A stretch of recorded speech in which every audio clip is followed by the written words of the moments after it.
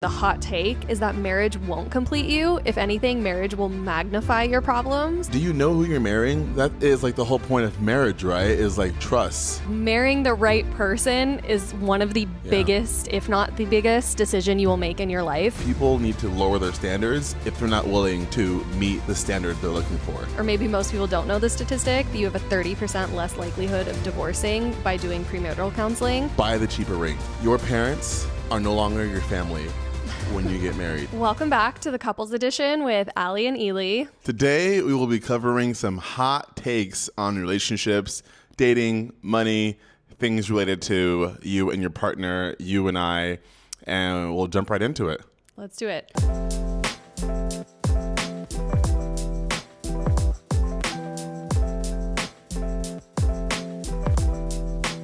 So on our money episode, we posted some clips on social media and we got some interesting comments back. So I posted a clip of saying I think couples should merge money, and that was on the basis that I wanted us to become one in all things, taking your name, merging our money, sharing our same goals and visions, whatever. Some feedback we got was that merging money takes a lot of teamwork and trust, and that's really hard for most people.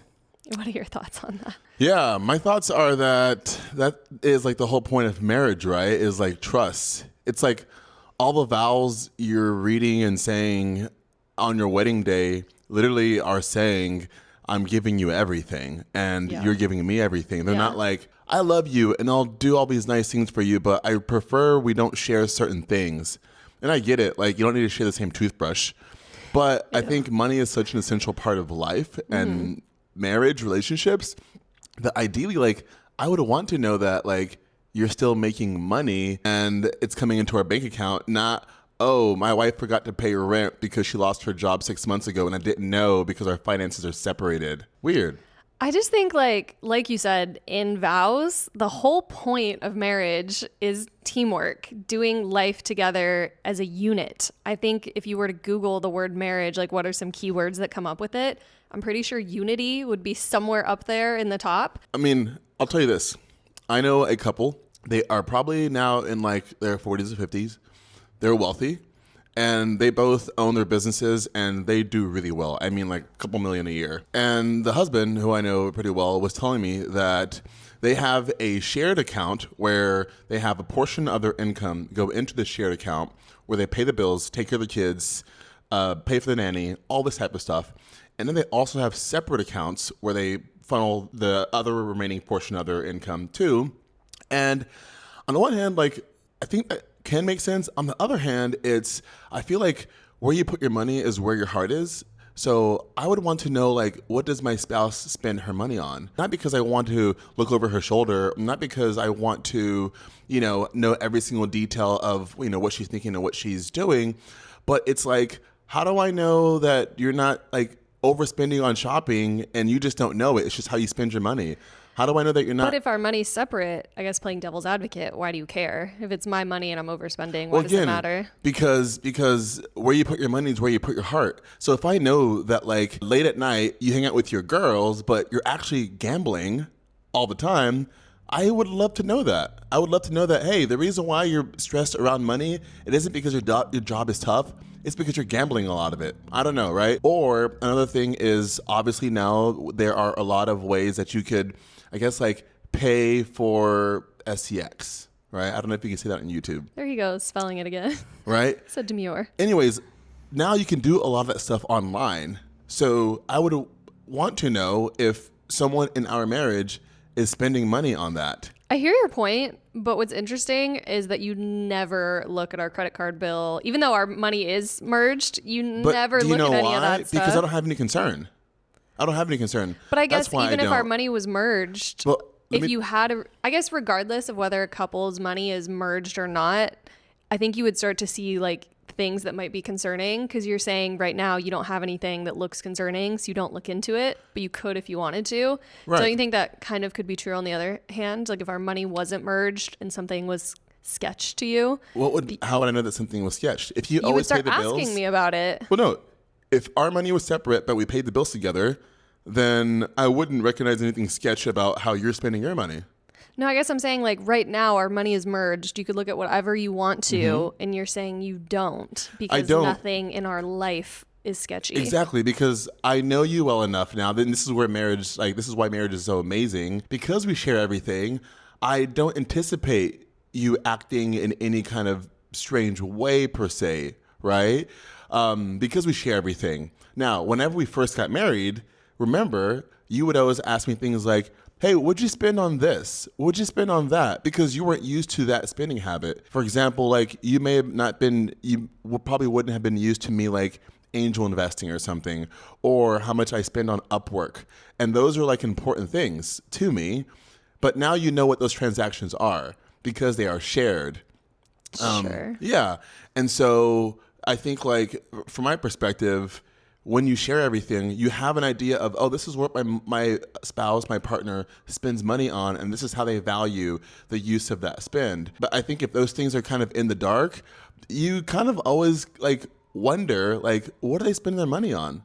Like, you're making good money, which is amazing, and I love you, you're awesome, but you just wonder, like, what are you spending money on? Because if I have my own personal account, why would I need to share it with you? Well, I guess on that point, another comment somebody made was like they've worked way too hard to have financial independence. There's no way they would give that up. Yeah.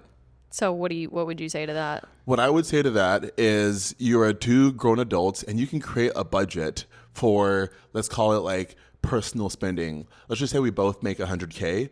We would say, hey, $70K of both of our income goes into savings or paying for like family stuff. And then $5K, I'm just saying, I'm sure it's more for others. Sure. $5K is like, do whatever you want with it.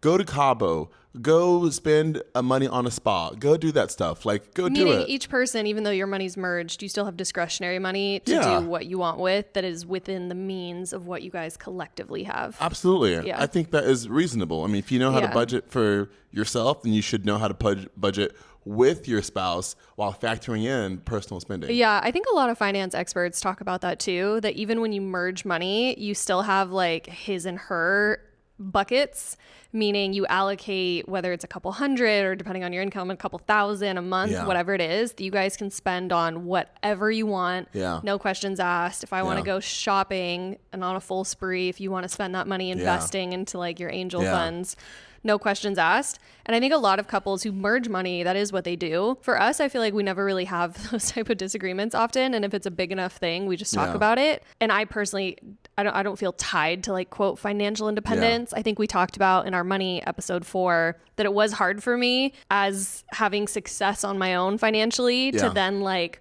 share it with you in the sense that calling it ours.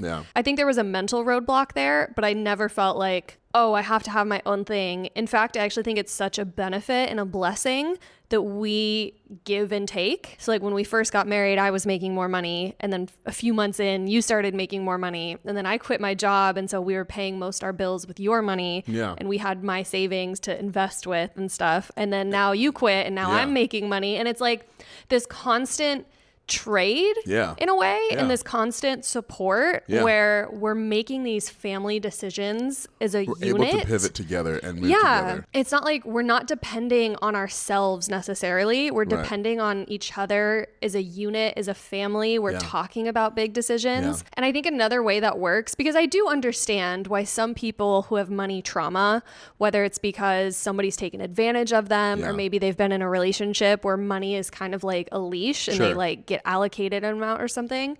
I definitely understand hesitancy to want to merge money with somebody, but I will say if you have that hesitancy, I don't know that you should be married. Like, should you be tying your life with somebody legally, spiritually, all the things, if you have hesitancies about trusting this person with money? Yeah, and I totally get that. And it's because of what quote unquote the definition of marriage is. Now, by all means, you can create your own definition and say, well, this is what marriage means to us. Sure. By the way, whenever I was working at Accenture, a really large consulting firm, one of my partners was married with their partner, but they were married in a different country, not in the US. Okay. For some kind of like financial or like some kind of like business reasons as to why they weren't married here. I think it's because like when you're married here and you own like businesses or stock or something, like by default, you can obviously like create prenups and stuff, but by default, you share those assets with your spouse when they pass away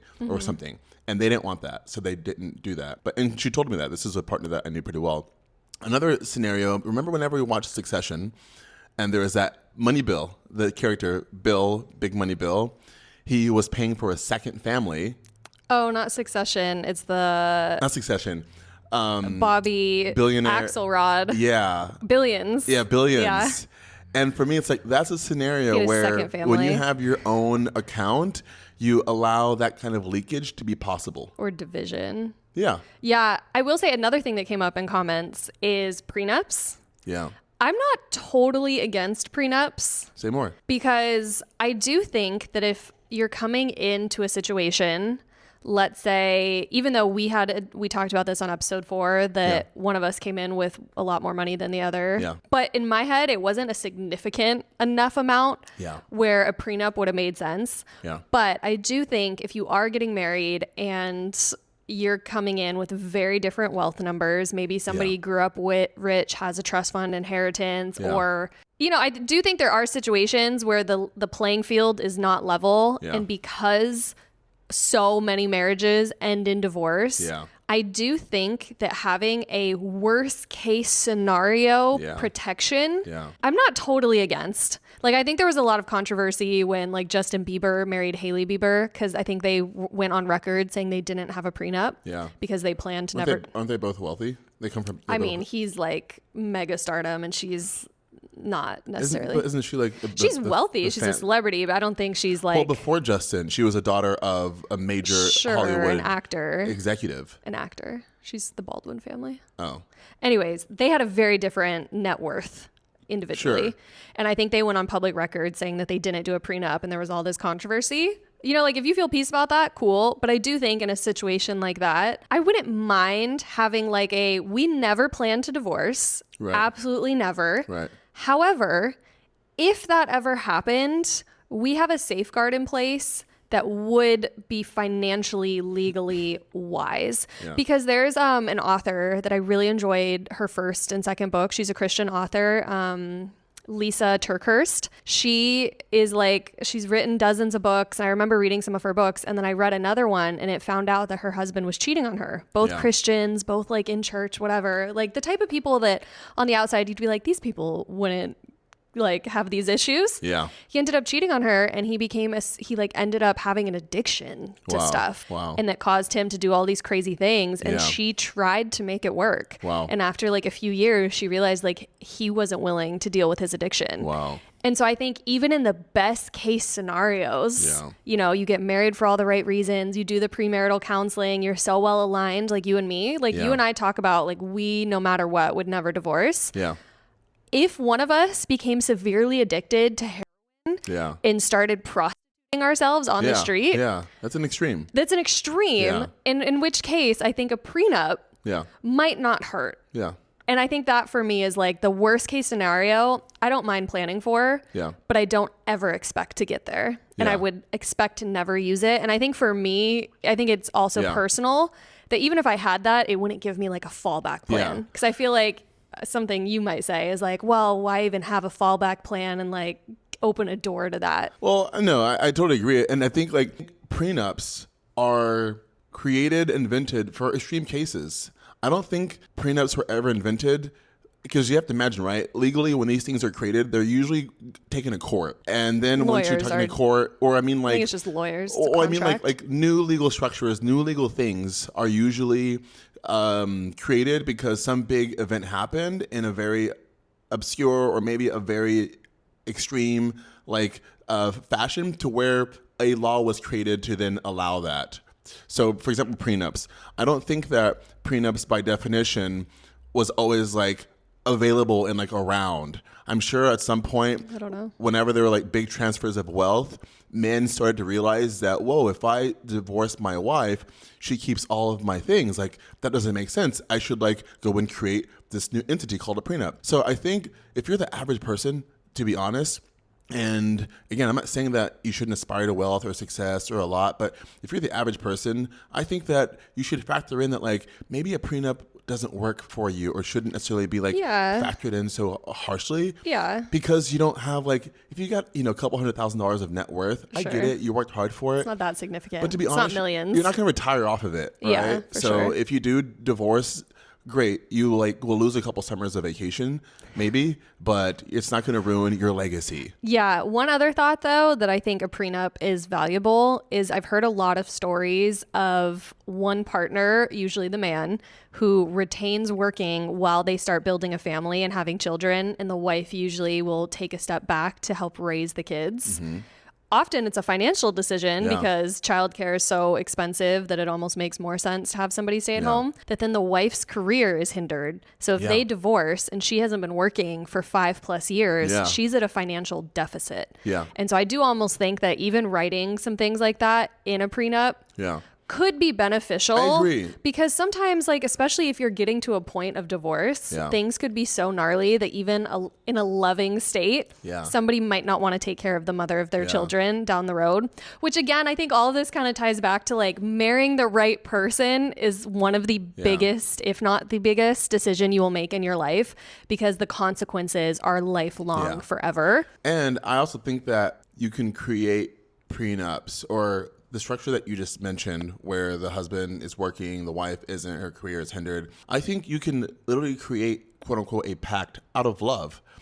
That's legal. Sure, that's legal. That basically says, hey, I will work as the man and you will take care of the kids. And because I love you right now and I love our kids, I will make sure if anything ever happened to us, then you should be taken care of, you and the kids or whatever. Yeah, and put that on a legal document. I think you can do that out of love. It makes sense because then it gives the woman or whoever's staying at home, gives them more confidence that their time is not quote unquote wasted and they're not financially set back for doing what's right for the family. Yeah. And again, I think you and we are big believers that like divorce is not an easy door or an option that we would take unless it was one of the most extreme scenarios. But I think, we are also unique and we've talked about in other episodes that we were very intentional, high expectations about who our partner was, and we're very methodical about it. I don't think that's common, which is another reason, we do try to share our perspective because we do think more people should take it a little more seriously, the questions they ask before they marry somebody. So obviously we're talking about like extreme cases on good or bad sides, but we are big believers that you need to thoroughly interview and know who you're marrying. So the odds of like a prenup are one, less needed, but also in regards to sharing your money. I think if you're dating and you're maybe engaged and you don't feel comfortable to share money with your partner, whether it's because they don't manage money well or you're concerned about like them putting a leash on you or whatever, that to me would be a huge red flag that we are not ready for marriage personally. And so I think when I hear people like saying these comments about like, oh, I would never merge money, that's so stupid, that's so toxic, I'm like, but then why are you married? I guess it's just like my closing thought is, do you not trust the person you married? Of course you can put guardrails on it, but at the end of the day, if you don't trust them with your money, then I don't know that it makes sense to be a legally bound team. I agree. Another hot take, don't look for a 10 if you're going to show up as a 4. Don't have high standards if you're going to be a lower standard. If you're not going to live up to your high standards? Absolutely. You mean like in dating? Yeah, dating. Also in marriage in a way, but in dating for sure, right? True. So you'll see oftentimes people who want to date someone that has all of these like 5-star elements. Let's call it 10-star elements, right? Great career, good money, great family, really good looking, really fit, really kind. And then you meet the person that is like, where you talk to the person that is like wanting all these things, and they're like, well, I don't really care about my career, or I don't go to the gym every day. I don't go to the gym. I could be a jerk, or and it's like, if you're gonna want all these things for someone, you should probably practice like doing that, because odds are they're also looking for someone that's top tier. So I think a big hot take for me is people need to lower their standards if they're not willing to meet the standard they're looking for.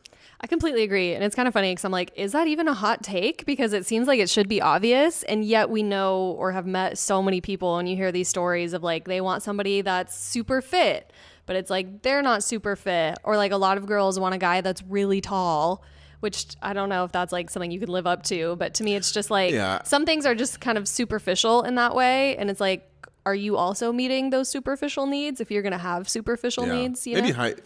Height is tough. Height is tough. It's not necessarily something that you can live up to yourself. Yeah, there are things that you can change. Like, I want someone that is like really driven in their career, but you're a slouch or you're a couch potato, you know? Yeah. And obviously, there are people that have had bad family experiences, and they want someone with a good family or someone with like, you know, nice and kind siblings, so on and so forth. Is that wrong?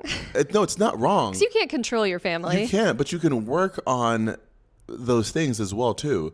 You can, I mean, because ultimately you're saying, I want to walk into a family that is way better than mine, but I'm also not willing to really like fix mine or improve mine. I get that you can't change everyone, but it's the attempt, right? It's, hey, have you tried working things out with your family? Oh no, I don't want to talk to them. Okay, but you want a really nice family from like your spouse. Yeah, I guess like your level of involvement. I will say that I know a man who married a woman that is very close and intentional with her family, and he was not the same with his family. And when they got married, because of what he saw on her side, he started being more intentional with his family.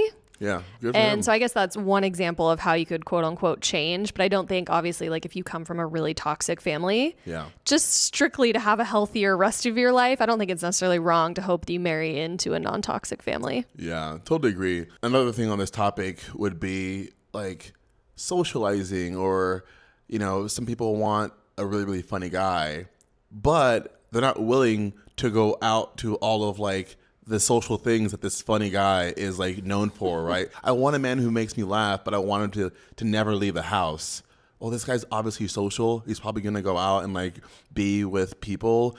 If you're not willing to be social and interact with his friends and so on and so forth, then like you probably ought to lower that standard. Yeah. And I think that comes back to like really knowing yourself and what would be a good fit for you. If you're not a very social person and you're more of a homebody, why would you want to marry somebody that is not a homebody and super out and about? That to me just seems like low self-awareness, which is why, going back to our episode talking about creating a list, I think you really need to first do a self-reflection of who you are and what you want and what type of partner would be a good match for that.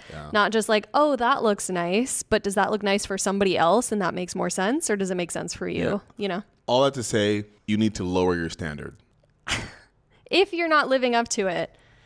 Because I would say like I had high standards, but I also felt like I was living up to the standards. And you found someone that matched that standard. Exactly. So I wouldn't lower your standards if you can't meet it. Lower your standards if you're not willing to do the work to live up to your standards. Exactly. A big one I heard about a lot during wedding planning season was that you should be spending more time planning for marriage than planning for a wedding. It's so crazy how weddings become this massive undertaking and thing in our lives that we spend months and months and months planning, having meetings, spending money, but then oftentimes you forget to actually plan for the marriage. Like you're spending more time planning a party than actually transitioning into being a spouse. Whether that's like avoiding premarital counseling. And I think that's kind of crazy, like that you'll spend tens of thousands of dollars on a wedding yet won't do premarital counseling, even knowing the statistic, or maybe most people don't know the statistic, that you have a 30% less likelihood of divorcing by doing premarital counseling.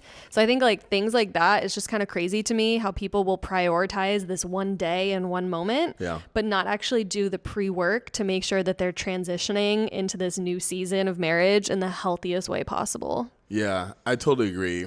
I feel like there are too many couples out there that get swept off their feet because of the idea of this wedding. It finally is happening. It's finally happening. And they get so caught up in like, you know, buying the right flowers, buying the right suit, the location, the guest list, all these different things. And it's like, do you know who you're marrying? Like, do you know them intimately? Do you like, if the wedding didn't happen, would you still want to be with this person? Like, if you weren't allowed to have a wedding, would you still want to be with this person? But I think more importantly, yes, you should be spending a lot of time thoroughly understanding what you should be prepping for as it relates to the relationship in marriage.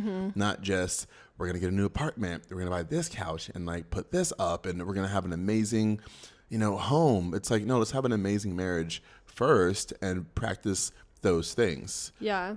And also, like, what does it mean to be married? So maybe you're dating, or for some people already living together. I've heard a lot of people say like, oh, well, like nothing really changed when we got married. So like even understanding like, why are we getting married? What's the significance of it? What should be changing when we get married? And thinking about like how you adjust that in your relationship, I guess. Speaking of weddings, another big one, and all the ladies are going to hate me for this one. Oh, I boy. know it. I can just feel the stones being tossed at me. They're picking them up now.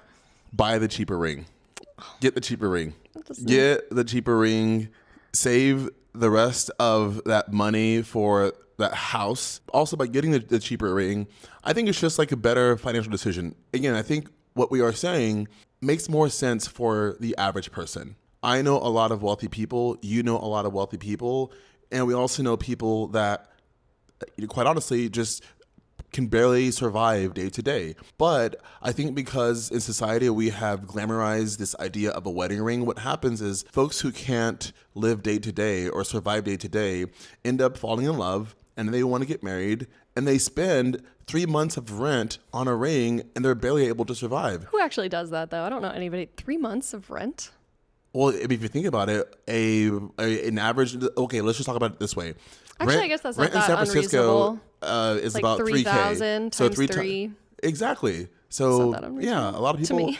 Well, yeah. So people would spend that, but it might also be the same folks that aren't that great with their budget or that are living month to month. Yeah. Even if they are making enough money to live in, let's just call it like an expensive city. Sure. I still think that you should buy the cheaper ring because there isn't any daily value you're getting from your ring, and you're gonna have wished you spent that money on the house, the honeymoon, the down payment for the car, something else. I'm not going to fully agree with this because obviously we talked about we have very different opinions on this.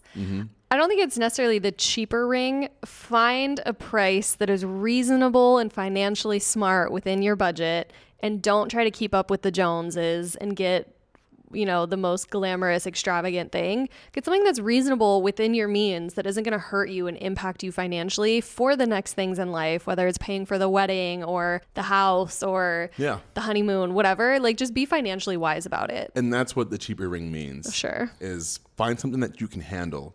Don't put your entire car on your left hand. Yeah. And now you have to walk to school or you have to walk to work 3 hours because you can't afford a car. I agree. On the topic, I guess, of keeping up with the Joneses and comparing, I think especially with rings, like you're comparing to what's normal around you and what other people have. I think it's easy to do that too while you're single. Like, oh, all my friends are married or all these other people, they look so happily married and I can't wait for that season. I think it's easy to think that marriage will fix your problems or complete anything that you're missing. But I think the hard truth or the hot take is that marriage won't complete you. If anything, marriage will magnify your problems. That if you're not a whole healthy individual as a single person, when you get married, you're bringing whatever is missing, that baggage, that hurt, those wounds that you have into your marriage. And it's only going to be magnified because your partner is like a mirror, and whatever you're already seeing in yourself, your partner is now going to see and call out in you. So it's like a double whammy of all that crap that if you don't deal with while you're single and get to a healthy, more whole place as a person, you're only bringing that baggage into marriage, and it's only going to hurt you. And I think for me, even when I was single, I would kind of look at marriage like, oh, it'd be so nice to have like a travel buddy and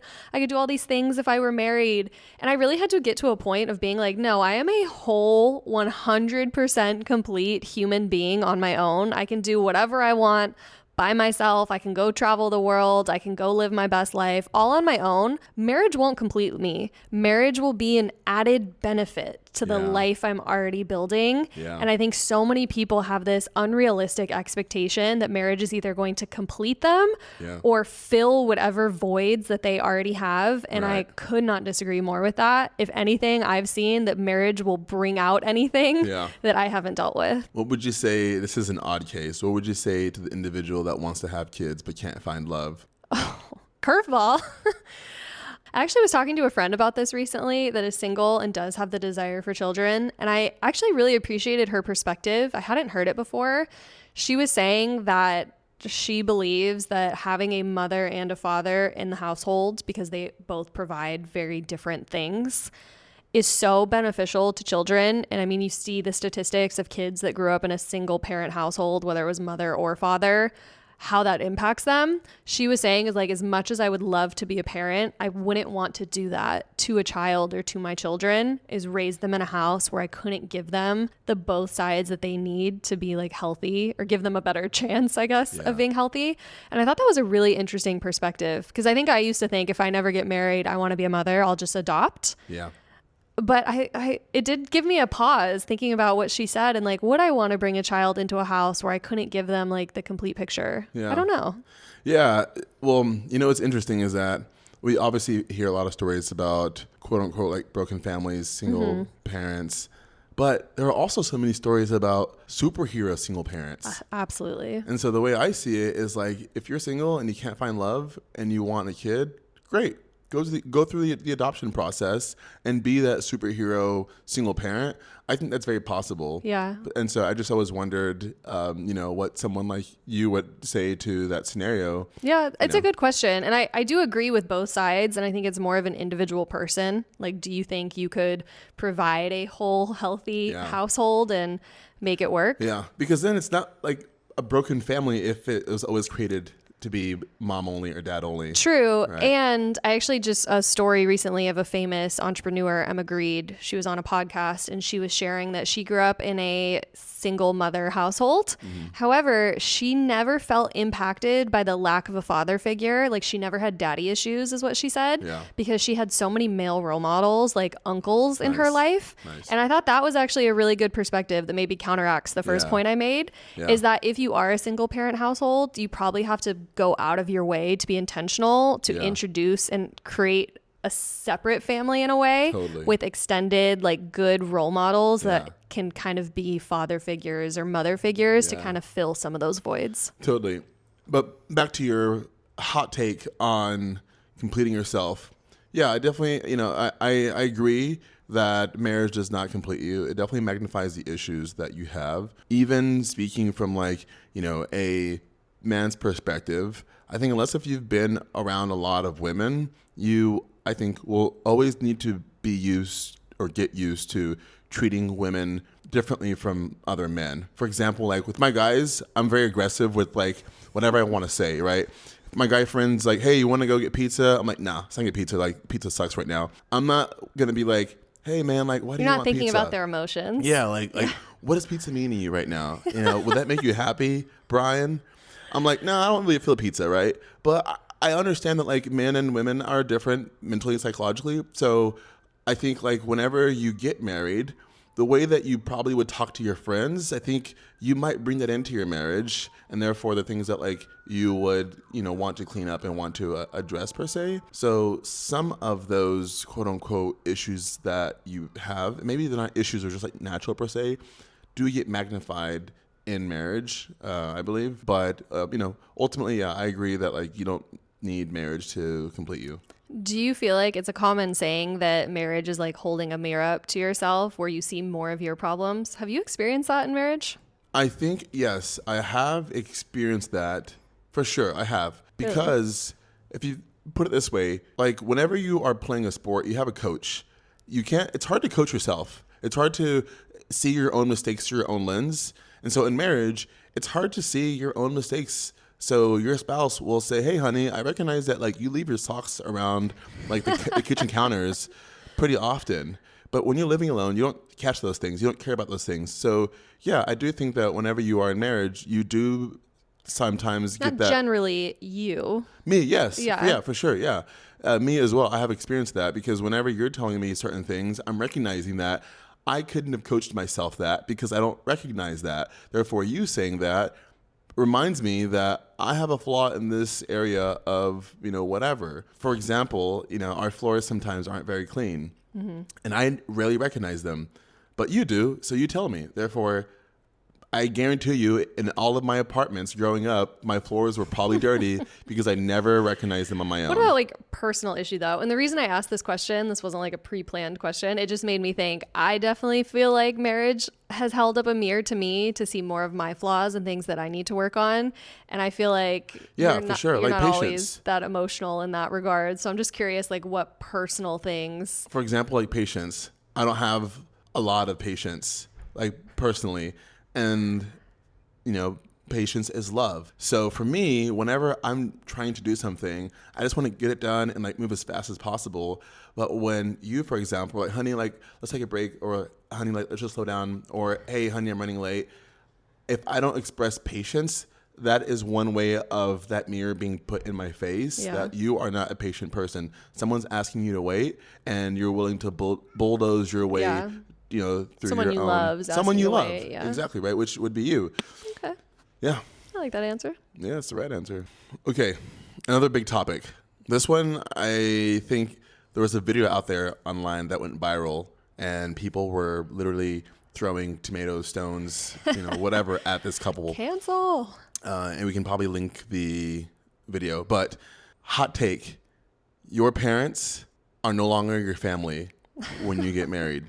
And I think this makes sense to me. I've seen this quote being thrown around all over social media, and it makes sense to me. To me, your family is you and your spouse, and then your kids.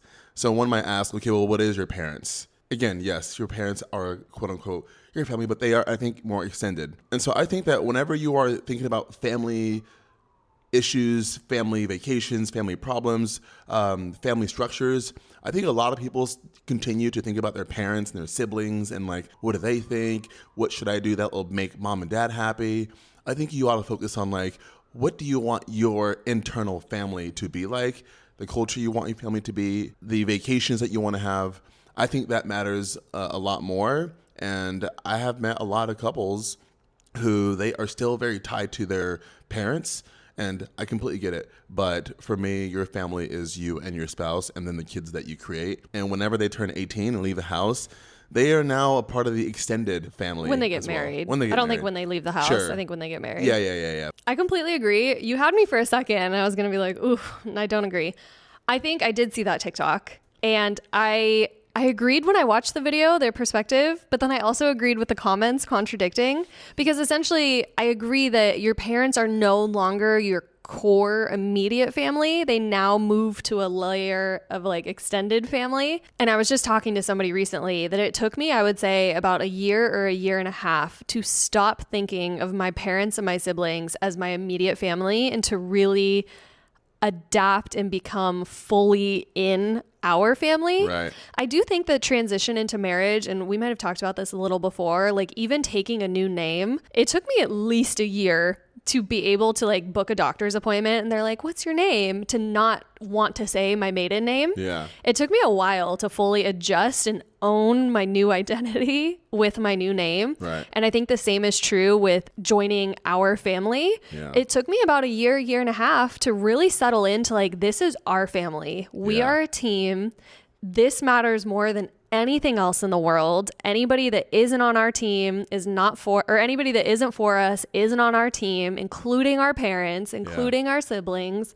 And I think one of the ways I was able to kind of really solidify into that as well was when we started having, I think, some controversy, like when we started talking to your family about our marriage drama, and when like we started to have some controversy with my family, it was like, okay, I love these people. We love our family. They are still family, but they are not our family. Like this is our family and we are building our own unit and we love and respect our other family, but they are not our core immediate family anymore. Plus you didn't ask for your family. You asked for your wife. Exactly. I didn't choose those crazy people. Exactly. I chose this one though. Yeah. I still love them and I'm grateful. Well, everyone, that was all for today. Please jump in the comments and send us some of your hot takes, or if you resonate with some of our hot takes, we would love to see and hear how you guys are dealing with some of these controversial ideologies, concepts, and things. Like and subscribe, and we will see you next week. Bye.